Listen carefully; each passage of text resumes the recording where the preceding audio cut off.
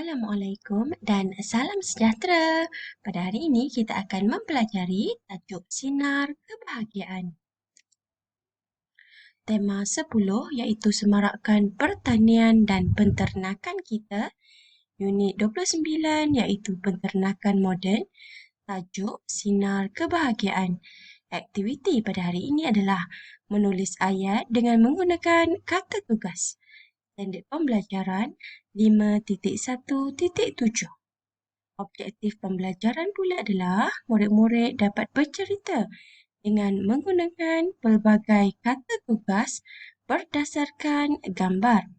Kriteria kejayaan, murid dapat menulis cerita dengan menggunakan pelbagai kata tugas berdasarkan gambar.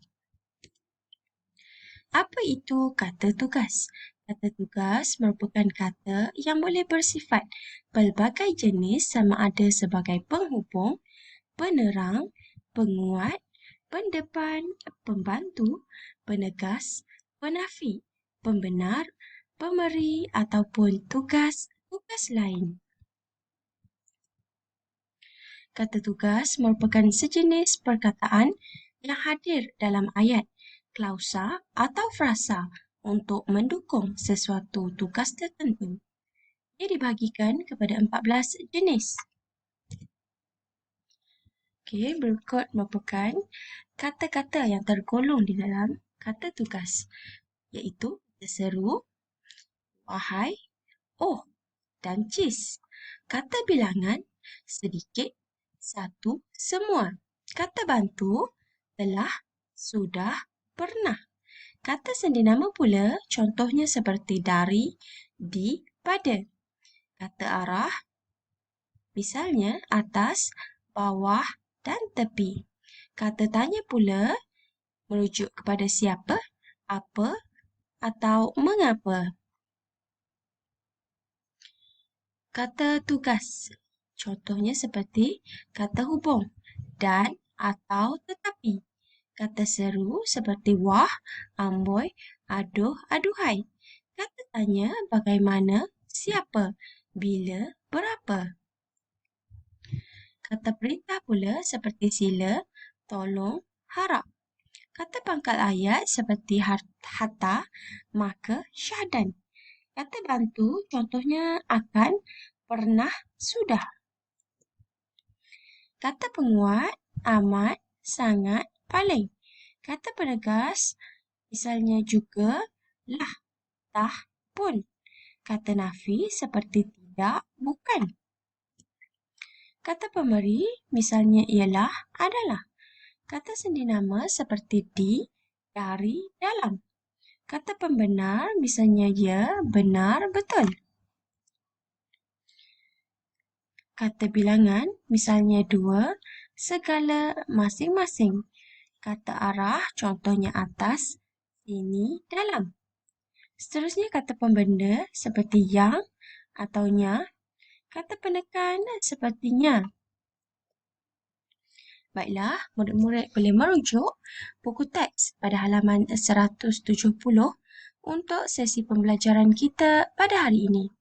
Pada hari ini kita akan mempelajari kata tugas. Baiklah, petikan pada hari ini menceritakan tentang sinar kebahagiaan. Baiklah, mari kita baca sama-sama. Kala semua insan masih diulit mimpi, Wiratnom telah bangun daripada tidurnya. Isteri Wiratnom yang cantik bak bidadari menyediakan bekalan untuk suaminya yang tercinta. Suaminya, iaitu Wiratnom, bekerja sebagai seorang nelayan. Aduhai, malangnya nasibku hari ini. Tiba-tiba Wiratnom mengeluh kerana tangkapannya semakin berkurangan. Wiratnom duduk menyepi sambil mengharapkan banyak ikan tersangkut pada pukatnya. Pada suatu hari, Pegawai Lembaga Kemajuan Ikan Malaysia iaitu LKIM telah datang ke rumah Wiratnom. Mereka mendapat maklumat daripada ketua kampung LKIM telah menyampaikan sumbangan berupa enjin bot gentian kaca dan jaket keselamatan. Syukurlah abang, kita tidak lagi kais pagi makan pagi, kais petang makan petang, ujar isteri Wiratnom. Baiklah, berdasarkan Petikan ini ia menceritakan tentang kegigihan sepasang suami isteri yang uh, meneruskan kelangsungan hidup dengan um, mencari hasil laut, iaitu ikan uh, dan sebagainya untuk dijadikan sumber pendapatan dan sumber makanan.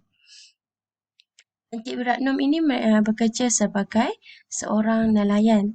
Malangnya, botnya telah rosak dan beliau telah mendapat bantuan daripada pihak Lembaga Kemajuan Ikan Malaysia untuk membantu um, memberikan sumbangan seperti misalnya enjin bot, bot gantian kaca dan jaket keselamatan.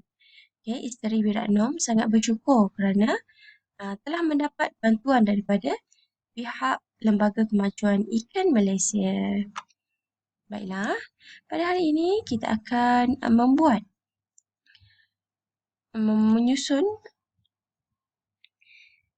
menyusun cerita berdasarkan susunan yang betul. Okay. Murid-murid diminta untuk menulis cerita. Baiklah.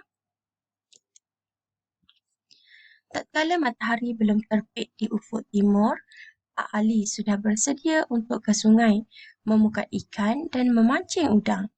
Itulah mata pencariannya bagi menyara keluarganya selama ini.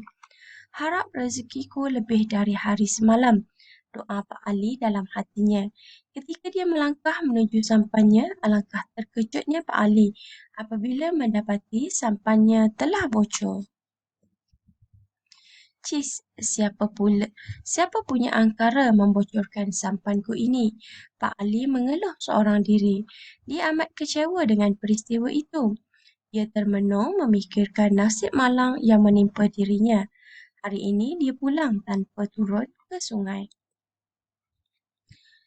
Mengapakah abang pulang awal pada hari ini? Tanya isterinya dengan perasaan hairan. Wahai isteriku, sampan kita dia khianati orang. Luah Pak Ali dengan nada sedih. Dia mengambil keputusan untuk mendapatkan sampan baru daripada Jabatan Perikanan. Setelah maklumat diperoleh, permohonannya diluluskan. Ia dibekalkan dengan enjin bot, bot gantian kaca dan jaket keselamatan. Alangkah gembiranya Pak Ali dan isterinya apabila menerima.